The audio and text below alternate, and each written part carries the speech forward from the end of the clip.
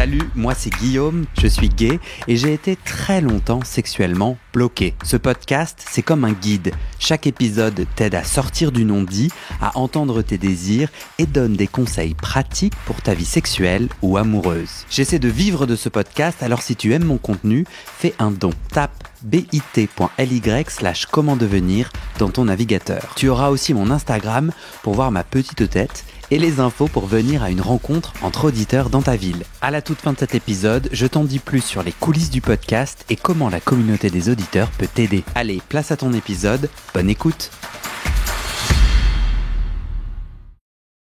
Médéa, partie 3 de ton témoignage. Oui. Nous sommes à la Réunion. Tu nous as raconté dans les épisodes précédents ton lien avec la sexualité en 2 termes et la sexualité en 1 terme. Comment tu t'es construit petit à petit, sachant que toi, tu es de retour à la Réunion, tu es réunionnais, mais tu es parti 10 ans, tu es de retour à la Réunion il y a quelques mois. Ouais. Et au début de peut-être ta redécouverte de ta propre île. Est-ce que tu voudrais mettre 2-3 mots sur le lien pour toi entre ton cheminement intime, ton acceptation de tes formes de sexualité, d'asexualité en 1 terme, et ton toi artiste, ton toi drag queen, drag king.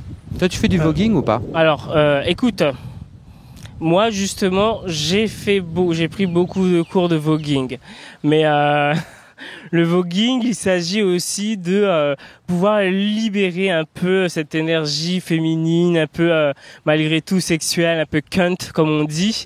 C'est aussi libérer ça. J'en suis incapable. C'est vrai? Alors, parce qu'en fait, forcément, même si j'ai pris beaucoup de cours, je garde un aspect très très robotique et très mécanique du coup. Et le voguing, je pense que ça reste un art qui se vit en fait aussi. C'est que il y a le côté technique. Et tu peux dire quelques mots sur le voguing pour des gens qui n'ont jamais... En fait, le voguing, ça vient en fait du nom des magazines Vogue en fait, où c'est né dans la communauté noire à New York. Et le but, c'est de se dire on pourra jamais être dans ces magazines-là, mais le temps d'une soirée en fait, on va vivre notre fantaisie et du coup, chacun de nos mouvements peut être une pose sur la couverture de Vogue.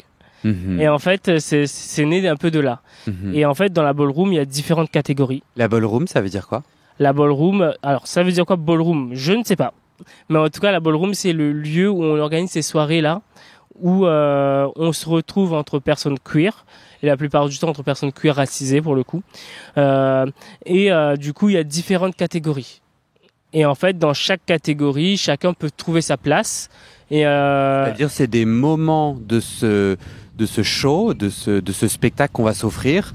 Et il y a différents moments où tu peux donner 2 exemples de catégories? Oui, du coup, je vais donner les catégories auxquelles moi je participe. Hein. Bien sûr. Voilà. Et en fait, il y a la catégorie bizarre et la catégorie best outfit. Best outfit en français, meilleure tenue. Meilleure tenue. Voilà. Donc je peux choisir de monter sur scène pour montrer ma performance au sein de cette catégorie. Voilà. Okay. Et n'importe qui dans le public peut le faire. N'importe qui dans le public peut le faire, je le sais, parce que du coup, on s'est retrouvés samedi et avant, tu m'as envoyé par texto genre « Ah, trop cool que tu viennes, te prépares-tu à monter sur scène ?» Et j'étais là « What ?» Mais c'est qu'est-ce qu'il est en train de me raconter? Que j'ai dit « Peux-tu me rassurer, Médéa, que je peux venir sans monter sur scène, s'il te plaît ?» Et tu m'as dit « Oui, t'inquiète. » Mais selon la vibration du moment, tu peux être te sentir appelé par la scène. Ça n'a pas été le cas. Certainement pas. Tu peux me dire pourquoi le voguing joue un rôle clé dans l'avancée des droits LGBT+ à La Réunion, tu vois? On pourrait se dire, le voguing, ok, c'est une danse. Voilà, juste une danse. Et il n'y a aucun rapport avec la marche des visibilités, l'avancée des droits. En fait, je pense que c'est une danse, mais ça permet aussi d'exprimer en fait ce qu'on ne peut pas exprimer avec les mots. C'est que au début en fait ça paraît un peu anodin, mais à chaque fois qu'on fait du voguing, qu'on prend des cours de voguing, on nous explique en fait pourquoi tel mouvement, pourquoi ci, pourquoi ça, et en fait on nous demande aussi de vivre ce moment-là. Et en fait, c'est quelque chose qui va rassembler les gens de la communauté. Tu peux me donner un exemple d'un mouvement qui veut dire quelque chose? Pour moi, en fait, moi, je pense vraiment au catwalk, en fait. Le catwalk. C'est le défilé, c'est marcher en... Alors, en fait, dans le voguing, il y a plusieurs éléments. Mais dont l'élément, le catwalk, ça va être, en fait, on va en gros avancer.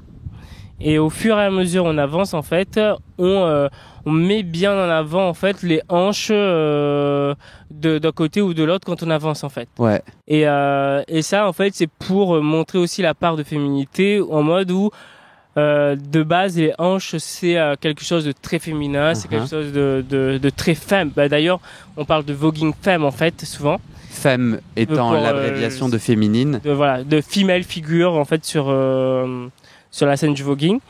Et du coup, en fait, se dire que n'importe qui peut faire du voguing femme, en fait, qu'il soit homme ou femme, et en fait mettre en avant ses hanches. Et exprimer, en fait, sa féminité ainsi. Interdite normalement dans la vraie vie, entre guillemets. Voilà, c'est ça. Hors de scène. C'est que du coup, tu le fais d'abord par des mouvements, et après, tu arrives à mettre des mots dessus. Et d'ailleurs, justement, la pionnière de la ballroom qui crée justement une communauté qui rassemble était là justement samedi, c'était Luna Umbra. Et mine de rien, en fait, créer ces événements-là, ça nous rassemble. Et en vrai, c'est aussi un vrai sujet de conversation. Puisque avant la ballroom, du coup, on est tous là à se dire tu vas participer à telle catégorie et tout, et du coup, on va s'aider parfois pour des tenues, on va s'entraîner à marcher. C'est la famille qui se fait, c'est la famille qui se vit, en fait. Voilà. C'est nos matchs de foot. Voilà. Luna, on peut la découvrir dans un super documentaire qui s'appelle, merde, il faudrait que je le dise. Va-Vie Vogue. Va-Vie Vogue sur Arte. Sur Arte. Non, France TV.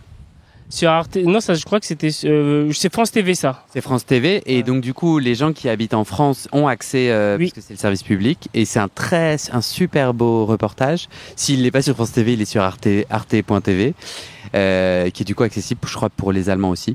Et l'autre truc que je veux dire, c'est qu'il y a un super documentaire de Louise, Loiz, les identités queer à La Réunion, qui est sur le service public France TV, où je crois que Luna y est aussi. Mais j'ai regardé les 3 documentaires en même temps, donc je me rappelle plus qui est quoi. Mais du coup, on a un vrai accès à... Je le mettrai dans le descriptif de l'épisode. On a un vrai accès, on peut voir tout ça et on peut voir tout ce que tu viens de dire, et c'est vraiment superbe. Quand j'ai dit « nous », toi, tu as répondu, moi je suis blanc, tu as dit c'est quand même des espaces pour personnes racisées. Dans la culture du ball qui est née à New York, dans mes souvenirs approximatifs, c'est quand même les gays blancs qui excluaient les gays noirs. Et c'est comme ça que les gays queer, trans, noirs se sont regroupés entre eux, parce que les espaces LGBT blancs n'étaient pas safe pour eux, on est d'accord ? Parce que c'était pas safe. Mais en fait, même si ça reste majoritairement pour personnes racisées, il y a moyen pour des personnes non racisées de venir faire ses preuves sur la scène du voguing. D'ailleurs, toi-même, tu l'as vu, il y avait des personnes qui n'étaient pas forcément racisées, qui ont eu le Grand Prize et tout à la soirée, en fait.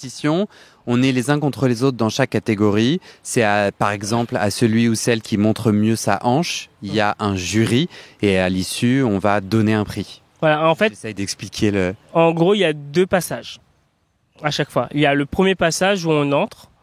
Et sur le premier passage, sur le premier runway, en gros le premier défilé, les juges vont juste nous juger par rapport à nous-mêmes.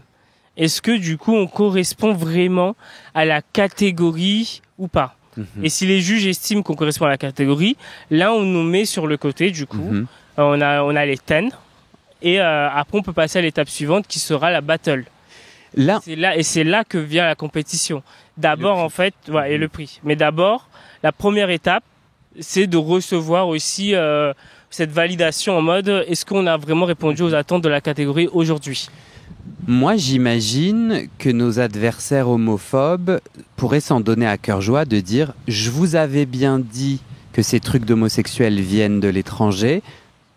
Pour preuve, tous ces délires viennent de New York. C'est pas nous, c'est pas de chez nous, de La Réunion, du créole, c'est pas de chez nous. » Ils disent pas ça. Alors je ne sais pas si, enfin moi pour l'instant j'ai pas encore entendu ça, parce que Tu sais, dans le premier épisode, tu as dit que toi Oui. t'as grandi en disant, enfin Non mais en fait sur le voguing, sur la ballroom j'ai pas encore entendu ça. J'entends, mais je faisais le lien pour les gens qui n'ont pas écouté l'épisode 1, ouais, que toi t'as grandi dans une réunion où en fait on te disait l'homosexualité ça vient de la métropole, ça vient pas de chez nous.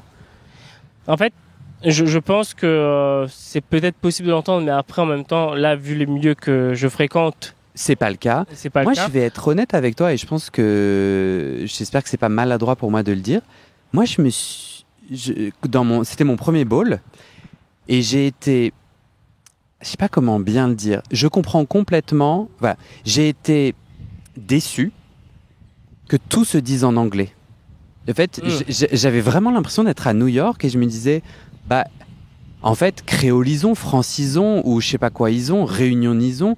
Et moi, tu vois, les expressions, j'avais l'impression d'être dans Drag Race, que RuPaul parlait, et que du coup, j'ai même à un moment donné, je me suis dit, moi, oreilles métropolitaines, je me suis dit, ah mais en fait, peut-être c'est des Américaines là sur scène. Alors, Et je me dis, c'est quoi l'intérêt de se parler avec des expressions américaines? Et je crois que je suis plus généralement, et je vais au bout, pardon, moi, mon opinion, c'est, bah ouais, j'entends que l'art drag, qui est très différent du voguing, on est d'accord, mais que tout ça, c'est très américain, et j'entends que ça nous inspire, et je suis très inspiré, et c'est ok qu'on se copie. Mais je trouve qu'il y a une sorte d'universalité américaine, et je suis, ah oui, bon, bah, sauf que, et notamment, tu vois, à la toute fin du ball, c'était sur c'est quoi le nom de la danse locale? Maloya. Ouais, c'est là-dessus qu'il y a eu la compétition finale. Et là, j'ai trouvé que c'était trop cool, tu vois. Alors, en fait, le truc, c'est que, alors, tu aurais dû assister au bal du coup de Saint-Pierre en novembre, en fait, parce que c'était le bal là qui était organisé par Luna Umbra. Et en fait, c'était vraiment sur le front de mer de Saint-Pierre, vraiment ouvert à tous, et ça, à tout public en fait, toutes les personnes qui passaient par là pouvaient assister justement à un spectacle queer. Et ça, je trouvais ça magique. Et Luna Umbra, justement, lors de cette soirée-là, elle disait, elle utilisait des termes créoles et tout. Génial, ok. Et elle disait, elle va essayer de créoliser un peu le vocabulaire et voir un peu ce que ça donne et tout. Mais en fait, là où c'est pas forcément, là où on le fait pas forcément, c'est parce que malgré tout, la scène de la ballroom reste une scène très codifiée.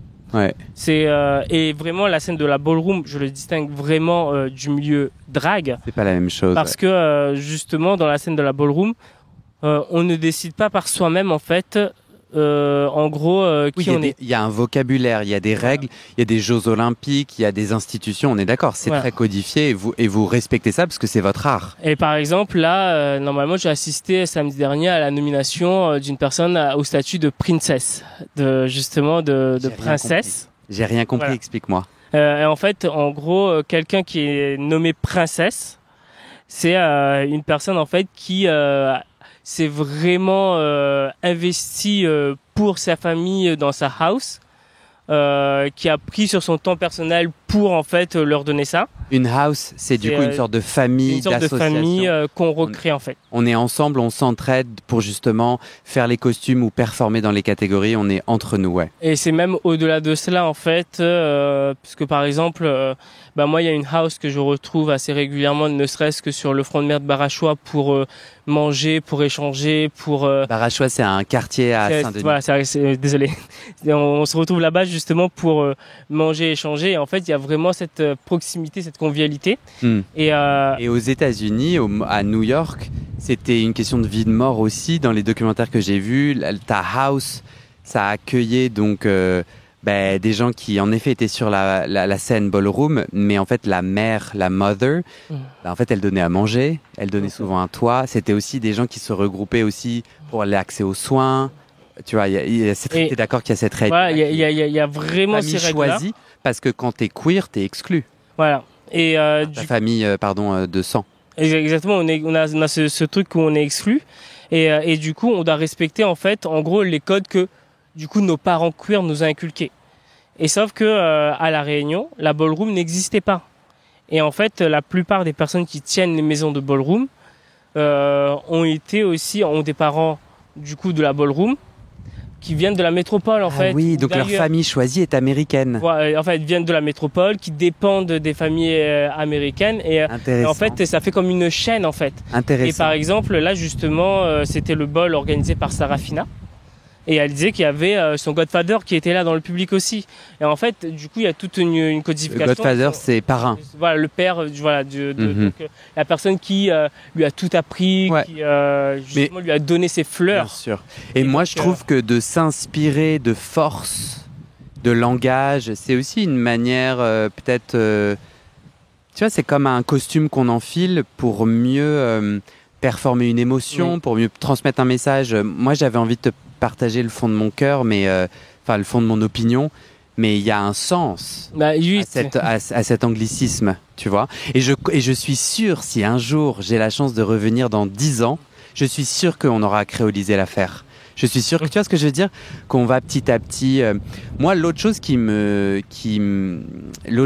m'inquiète, qui me fait douter, ou une autre opinion de ce spectacle magnifique, hein, on est d'accord, je suis fan, dans cette américanisation, je vois beaucoup de capitalisme. Vraiment cette idée qu'il faille un peu se saquer. On est d'accord que dans l'univers de la ballroom, il y a quand même le chop qui est en gros tu dégages parce qu'en fait t'es pas à la hauteur. Il y a un niveau de violence, moi pour mon petit cœur de blanc, qui n'est pas vécu dans la violence qu'une personne noire ou racisée peut vivre. Mon petit cœur de blanc, il disait, il y avait une forme de violence en mode allez tu dégages, et aussi le jury avait un visage très fermé. Il y a vraiment une sorte un peu, on a l'air hautain dans le jeu du ballroom. Est-ce que tu es d'accord avec moi? Il y a une importance à dire je suis au-dessus de tout ça et vous êtes tout en bas.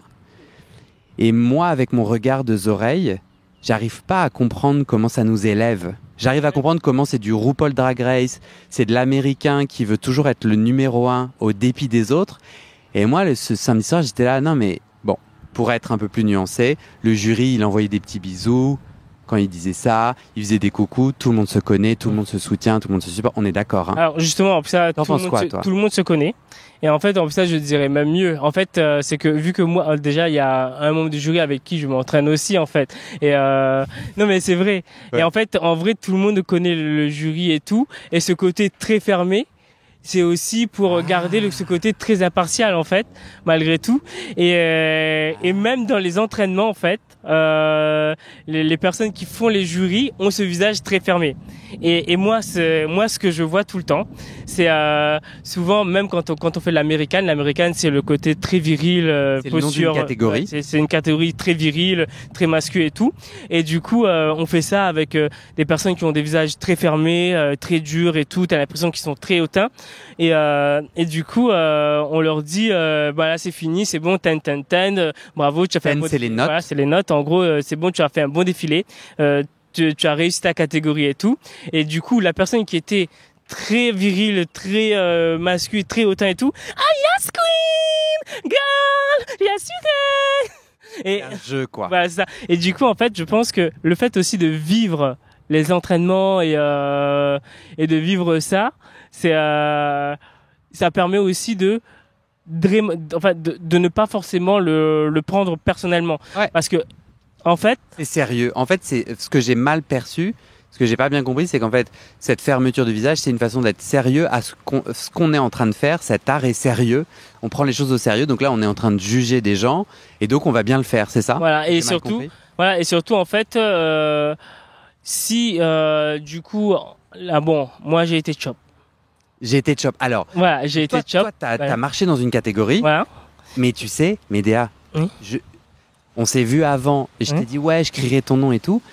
Soit j'étais aux toilettes quand t'es passé, soit je ne t'ai pas vu parce que t'avais un masque. J'avais un masque. Ah putain, je ne sais pas quelle était ta performance. T'avais quoi comme masque? Je te montrerai. C'était quelle catégorie? Alors, c'était la catégorie bizarre. Ah, c'est pour ça. Voilà. Et non, toi t'as été chop. J'ai été chop. Ça veut dire genre éliminé sans faire la battle en fait. Donc voilà, c'est que du coup je suis pas rentré dans les critères en fait de base de la catégorie. Ok. Mais en fait, je l'ai pas mal vécu non plus parce que moi-même je sais que je m'étais peut-être pas assez préparé pour ça non plus. Ok. Et la réalité c'est que donner un minimum d'exigence à une catégorie, ça te permet de te sentir encore plus valorisé quand tu ne te fais pas de chop. Ouais. Parce qu'en fait, les battles, souvent, parce que ça, malgré tout, on en garde beaucoup jusqu'au niveau des battles. Ouais. On se dit, tous ceux qui font des battles, même si ces personnes perdent, ce qu'ils ont fait, c'est déjà canon. En fait, c'est vraiment aussi une manière aussi de se valoriser parce que on sait très bien en fait que malgré tout, c'est ouvert à tout le monde. Ouais. Et que du coup, à tout instant, quelqu'un peut monter et que du coup, si elle n'a pas les codes, bah, elle se fait chop aussi. Ouais. Mais c'est pas grave de se faire chop. Ouais. En fait, je pense qu'il faut dédramatiser le chop. En fait, c'est. Mais toi, en tout cas, la violence que moi j'ai perçue avec mes différences culturelles, enfin tu vois, moi je suis vraiment un étranger, un alien quoi dans cette affaire, et moi je perçois des signaux qui m'appartiennent. Hein. Toi, tu les vis pas au quotidien, et c'est plutôt, enfin, t'es pas d'accord quoi. Bah, en fait, le truc c'est que pour moi, enfin. Moi, là, du coup, depuis que je suis arrivé, je vis ballroom. Hein. Enfin, je continue à faire du drag et à faire mes événements. Mais le clair de ma pensée est occupé par la ballroom. Et sur la ballroom, c'est un moment où on a l'impression que on doit se donner à fond pour que tout s'efface, en fait. Et qu'on se dise pas que tout est acquis, en fait. Et l'exigence que, du coup, on se met sur chaque instant, c'est du coup l'exigence qu'on se met sur chaque instant, c'est aussi du coup en fait ce qui rend cet instant beaucoup plus fort. Ouais, parce qu'au moment, à partir du moment où on est vu par le jury, on se dit ça a commencé, là il faut y aller. Et même en fait, même quand on sort sur scène et qu'on est chop, on reste dans notre personnage. On ne le quitte pas en fait et en fait je trouve ça très difficile de parler de la ballroom parce que j'ai l'impression que c'est vraiment une sensation qu'on vit en fait, et que c'est quelque chose qui vibre dans le corps, et que l'expliquer ça, on n'a que les signes extérieurs, mais on n'a pas en fait l'intensité qu'on vit dans la ballroom quoi. C'est quoi le lien que tu fais entre ton cheminement intime et ta découverte de la ballroom, de cet art? Le cheminement intime, on parle là de ton rapport à l'amour, à l'autre, au sexe. Est-ce que tu vois des ponts se faire? Alors, nécessairement, en fait, parce que sur la ballroom, il y a aussi parfois des côtés un peu, malgré tout, sexualisés et sexualisants, même si ce n'est pas un lieu pour justement sexualiser les gens. C'est un lieu de célébration plus. Par exemple, quand on a la catégorie qui est la catégorie body, c'est-à-dire du corps et tout, c'est un lieu où on célèbre les corps dénudés en fait. Et moi, pendant longtemps, j'ai eu beaucoup de problèmes aussi à voir des corps dénudés. À les voir? Oui. Ou à toi être dénudé? Bah, les deux en fait. Ouais. Et déjà en fait avec la ballroom, ça me met moins de problèmes à les voir. Ouais. Et parce que en fait, au final, c'est un corps. Uh-huh. Et un corps, même s'il est nu, c'est pas une raison pour qu'il soit sexualisé. Ça ne dit rien sur la sexualité de la personne en fait.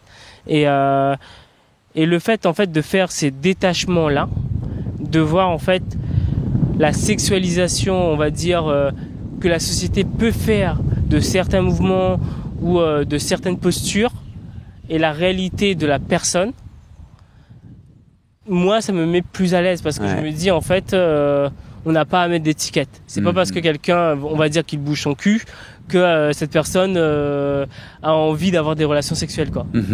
Ouais, complètement. Moi est-ce que j'ai aussi senti que c'était un espace de totale célébration entre personnes queer? Tu sais ce que je veux dire? Il y a aussi un truc est-ce que toi t'as senti quand tu montes sur scène, c'est aussi un endroit où t'es vu dans toute ta queerness, ta créolitude mêlée à ta queerness. Tu vois ce que je veux dire? C'est vraiment un moment, c'est vraiment le match de foot du samedi soir. On est entre nous, on célèbre, on a les codes. Tu vois ce que je veux dire? On se sent à la maison, on se sent en sécurité. Et toutes nos catégories peuvent s'exprimer, tu vois. Les catégories dans nos têtes, les catégories de la ballroom. Mais tu vois ce que je veux dire? Il y a pas un truc comme ça qui, du coup, te donne un putain d'énergie pour aller affronter le monde extérieur? Mais en fait, pour moi, c'est totalement ça. C'est que, en vrai, parfois, enfin, moi, l'une des catégories que j'adore, c'est la catégorie bizarre. Et en fait, souvent... Attends, décris-nous ton déguisement. C'est pas un déguisement le terme, je crois. Faut pas que je dise déguisement. Ah putain. Alors, du coup, ma tenue... La tenue, pardon, merci. En fait, mon esprit, c'était d'être Madame Toupie, du coup. C'est qui? C'est en gros une femme en gros qui tourne sur elle-même. Et en fait, j'étais comme un grand cercle rose en fait qui tourbillonnait sur ma démarche et on ne voyait pas son visage. Donc C'est pour ça que je t'ai pas reconnu, ok. ben voilà. Mais du coup, c'était ça. Du coup. Et t'avais donc une robe? J'avais une sorte de. En gros, c'était une crinoline avec une grande en fait jupe rose et qui. C'est quoi une crinoline? C'est passé quoi? C'est une forme de tissu? Alors une crinoline, c'est quelque chose qu'on utilise dans la couture, enfin quand on fait des tenues, pour donner du volume au bas des robes, pour le donner un aspect très cercle. Ouais. Et sauf que du coup, moi, je l'ai pas utilisé au niveau de la taille, mais vraiment au niveau du cou, pour que tout mon corps en fait soit comme un cercle. Et sur le dessus, j'avais rajouté des froufrous. Et donc en fait, donc ça en fait, c'est une tenue que j'ai faite assez rapidement malgré tout, parce que je me suis décidé le mardi pour le samedi de participer à la catégorie, puisque j'étais là en mode non, j'ai pas envie là de monter sur scène. Ça fait peur. Voilà. Ça fait peur. Donc toi, tu disais que tu étais d'accord avec moi que c'était un espace de célébration. Tu disais ma catégorie préférée, c'est bizarre. Parce que justement, c'est un moment où tu t'autorises à être bizarre et être acclamé parce que tu es bizarre. Voilà. Le but, justement, c'est... Et en plus, ça, c'est pas en mode juste tu es bizarre parce que les gens ne te voient pas comme tu veux qu'on voit. C'est que toi-même, tu dois travailler ta bizarrerie, en fait. Et tu dois travailler ta silhouette telle que tu la veux et tout. C'est une reconquête du bizarre. C'est toi qui vas dire ce qui est bizarre. Voilà, c'est ça. Tu vas le pousser, tu vas le tirer, c'est ça? Ouais, c'est exactement ça. Et en vrai, je trouve ça dingue comme catégorie parce que il y a certaines personnes en fait qui vont exacerber justement certaines parties intimes. Par exemple, dans la catégorie bizarre, il y a quelqu'un qui du coup a mis en avant ses fesses. Il y a des personnes qui du coup vont plus se dénuder ou peut-être montrer. Enfin, je sais pas. Enfin, il y a différentes expressions possibles. Alors que moi, justement, dans mon côté, c'est je gomme presque tout malgré tout. Et pourtant, je veux être sublime. Je suis sublimement bizarre. Et en fait, je pense que moi, il y a peut-être ce côté aussi un peu hors sol de la catégorie bizarre, parce que la catégorie bizarre n'est pas faite pour être belle. Mais moi, je vais être belle.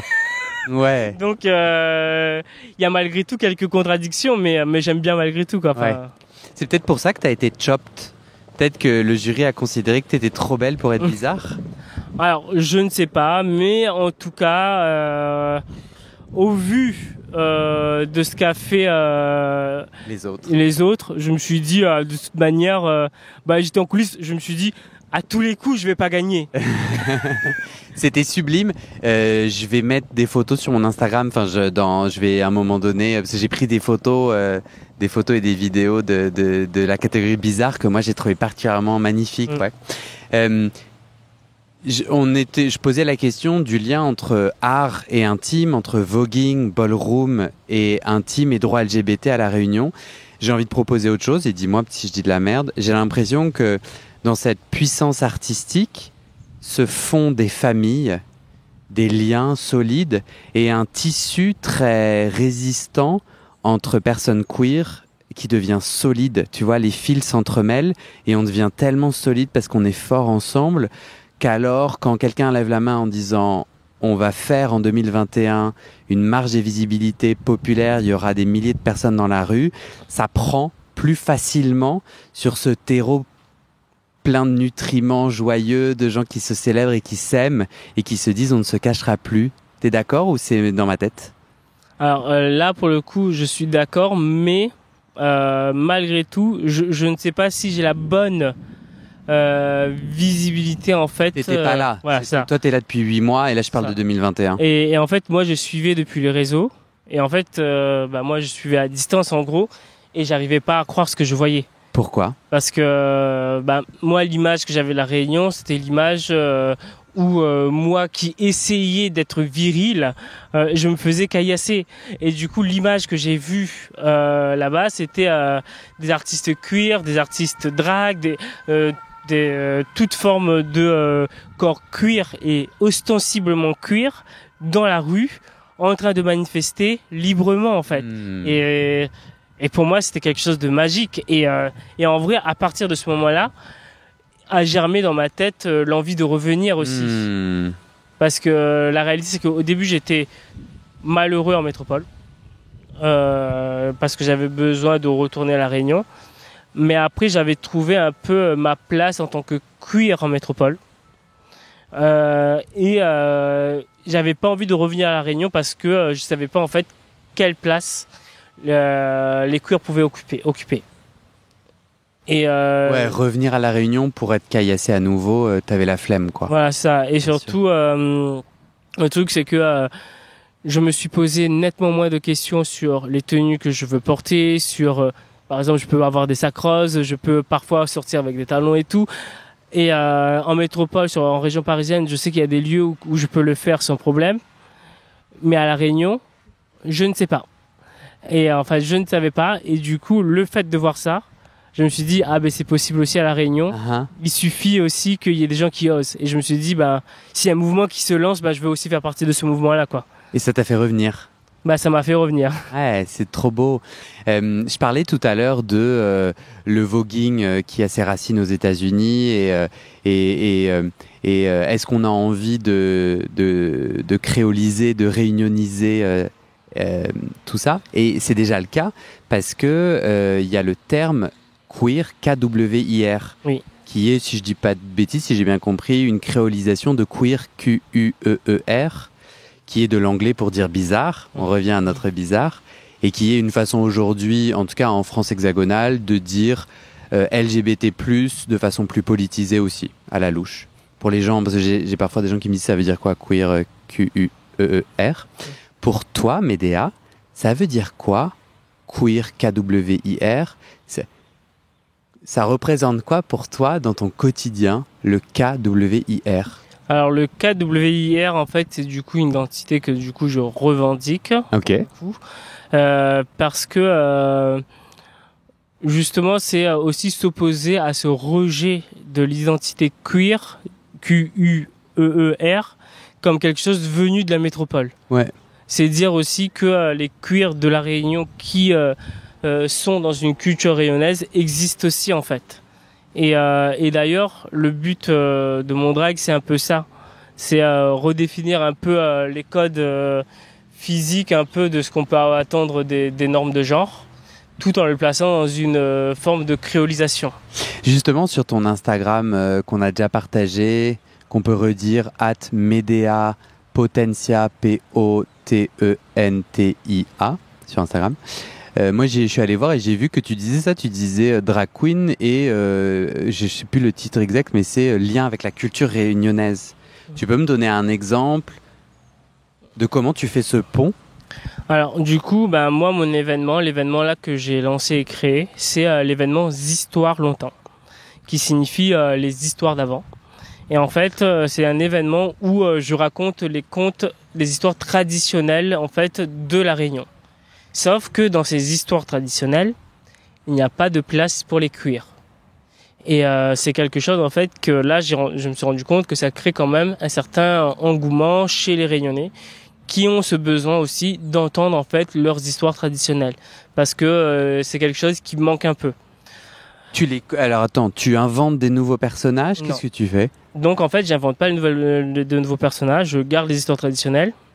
Mais par contre, moi, j'y vais toujours en drague. Ah. Et en fait, si j'y vais en drague, c'est pour dire aux gens, écoutez, on n'a peut-être pas d'histoire à nous pour l'instant, mais il n'en reste pas moins que si vous voulez avoir accès à la culture qui vous est un peu déniée, malgré tout, parce que c'est dur de connaître certaines histoires de la Réunion, vous devez faire avec les gens cuir. On est là, on existe, on n'est pas prêt de partir et on est essentiel à votre culture. Oui, quand tu racontes l'histoire en drag queen, c'est toi qui es sur scène, c'est toi qui racontes l'histoire, mais ton histoire, quoi. L'histoire de ton île. Tu rappelles aux gens que c'est ton île. En fait, voilà, c'est ça. C'est que visuellement, en fait, ils sont obligés d'accepter que quelqu'un qui est créole, qui est pris dans la culture créole, qui puisse aussi être queer. Parce qu'en fait, cet événement, en vrai, on aurait pu me dire, je peux aussi le faire hors drag. Parce que j'ai pas compris, tu peux. Je pourrais aussi le faire hors drag. Hors drag, pardon. Oui, en tant que toi. En tant que personne. Sauf que moi, je me suis dit, je veux que lorsque les gens viennent et qu'ils me voient, qu'ils ne se disent pas, peut-être qu'il est un peu gay, on ne sait pas trop, c'est un peu tabou, on va pas trop en parler. Non, on me voit, on sait. Parce que pour toi, être une drag queen, c'est être gay. Oui, là, je me suis mal exprimé. Non, t'inquiète, t'as le droit. En fait, c'est parce que du coup, je sais que les gens, quand ils vont voir une drag queen, vont forcément se dire que cette personne est gay. Ouais. Mais sauf qu'il y a des drags, en fait, justement, c'est indépendamment de leur identité de genre ou de leur sexualité. Donc, en fait, il faut vraiment faire ça. Ouais. Ce distinguo-là, malgré tout. Mais c'est juste que moi... Et toi, tu t'adresses à un public hétéro particulièrement. Je m'adresse à un public pas particulièrement hétéro. Mais malgré tout, il y a beaucoup d'hétéros parce que il n'y a pas vraiment de bar en fait gay à la Réunion. Voilà, il y a pas dans l'intégralité de l'île. Qui contient 1 million. T'es d'accord, c'est 1 million d'habitants, d'habitantes. On est à 900 000. Okay. Donc on n'est pas loin. Ouais, j'ai entendu dire le dernier bar gay à Saint-Denis, qui est la plus grosse ville au nord de l'île, là où on est d'ailleurs, a fermé. Ouais. Après, malgré tout, moi je connais pas trop les bars en vrai. Moi là les bars que je fréquente essentiellement c'est parce que j'y fais des shows ou qu'il y a des shows drag à l'intérieur. Ouais. Moi ma volonté elle est un peu double en fait, c'est que d'un côté je veux être présent au sein de la communauté hétéro pour leur dire vous ne pouvez pas faire sans les queers. J'aimerais bien aussi me dire que il y ait des espaces qu'il y ait plus d'espace en fait queer pour les Réunionnais où on se retrouve, où on se rassemble aussi autour de notre culture. C'est aussi ça en fait. Du coup en fait il y a un double mouvement où en gros je veux m'imposer auprès des hétéros pour dire on a une place dans la société et je la revendique et je la veux, et d'un autre je veux que les personnes qui sont queer puissent se dire ça c'est un espace où je peux aller et tenter de me maquiller et je ne serai pas la personne la plus maquillée de la pièce quoi. Ça sera toi. Voilà, c'est ça. En fait pour moi c'est ça les drag shows, c'est de se dire c'est un lieu où on peut essayer en fait différentes expressions de son identité visuelle, de se maquiller, d'essayer des tenues, d'un peu de s'approprier un peu qui on est physiquement et qui on a envie d'exprimer, sans pour autant se dire c'est nous qui allons attirer le plus d'attention. Donc, voilà. Mais top. Bon merci Médéa. Merci à toi. Franchement merci. Merci à toi. Merci à toi. Mais j'ai juste envie de te dire merci. C'est tout. Moi c'est la même chose. Cool. Ça s'est passé comment pour toi? Très bien. Ouais.